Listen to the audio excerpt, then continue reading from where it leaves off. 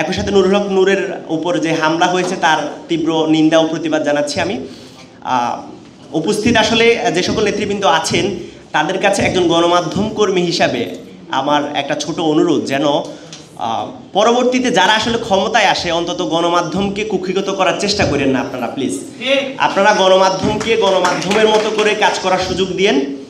নয়তো কিন্তু দেখেন, এই যে আমরা দেখেছি যে আসলে প্রধানমন্ত্রীর প্রেস কনফারেন্সে যারা যাইতেন তারা কিন্তু সবাই প্রধানমন্ত্রীকে মানে সর্বোচ্চটুকু লেজু মেনটেন করে প্রশ্ন করতেন। প্রশ্ন করার যে আসলে সুযোগ ছিল সেটা কিন্তু কখনো দিতেন না। আপনারা অন্তত জনগণের যেই কাছে যে দায়বদ্ধতা, সেই দায়বদ্ধতা তুলে ধরার জন্য সাংবাদিকদের প্রশ্ন করার সেই সুযোগ কখনো নষ্ট করিলেন না।